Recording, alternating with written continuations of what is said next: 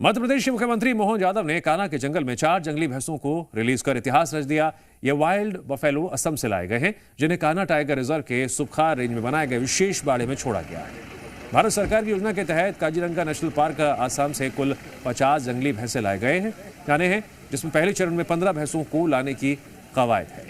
इस योजना के जरिए जंगली भैंसों की संख्या बढ़ाई जाएगी, जिससे कान्हा के जंगलों में फिर से इनकी चहलकदमी नजर आएगी।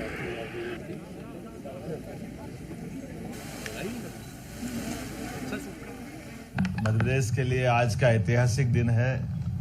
150 साल बाद मध्य प्रदेश की धरती पर कान्हा टाइगर अभयारण्य में एक बार फिर जंगली भैंसा, मैं मान के चलता हूं कि ये हमारे पर्यावरण के लिए, परिस्थिति तंत्र के लिए अद्भुत अवसर है। हमारी अपनी धरती पर हमारे गए मेहमान का आगमन का शुभागमन है। मेरी अपनी ओर से बहुत बधाई। और जैसा कि मुझे बताया गया है कि इनके आने से हमारे ये पूरे इकोसिस्टम में बड़ी मदद रहेगी।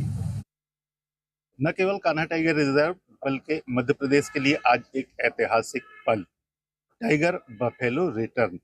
मैडम, 150 साल बाद एक बार फिर से बसाहट कान्हा के जंगलों में वाइल्ड बफेलो की, इस पल को कितना ऐतिहासिक देखती हैं और इसके पीछे मेहनत किस तरह की गई, आगे कार्य योजना क्या?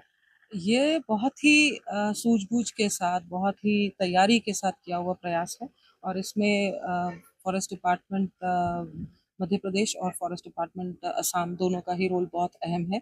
हमारे ऑफिसर्स, हमारे सीएम सर्स, उनके सीएम साहब, उनका जो प्रयास रहा है वो आज सफल हुआ है और अथाह कह सकते हैं कि कोशिशों के बाद, जिसमें हमारे ऑफिसर्स, वेटनेरियंस, फील्ड स्टाफ, सब रिसर्च ऑर्गेनाइजेशंस जैसे कि WII, उनकी मदद सबकी हुई है और इसको एक सफल प्रयास के रूप में 150 साल के करीब बाद वापस बफेलोज को स्थापित करना कान्हा में, इससे ज़्यादा ऐतिहासिक शायद इस डेकेड में और कोई काम नहीं हुआ।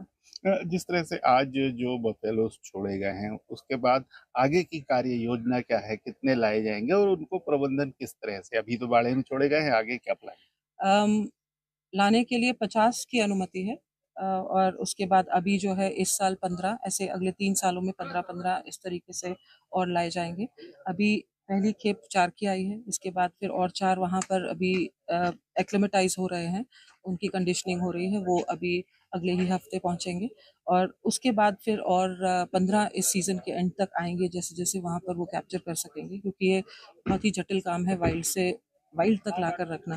तो देखिए, आप बारहसिंगा के बाद टाइगर स्टेट मतलब बाघ, और अब वाइल्ड बफेलो कान्हा की वादियों में पर्यटकों के लिए उपलब्ध होंगे और वन्यजीव प्राणियों को, वाइल्ड बफेलो को देखने का एक अलग अनुभव होगा। विमलेश मिश्र, जी मीडिया, मंडला।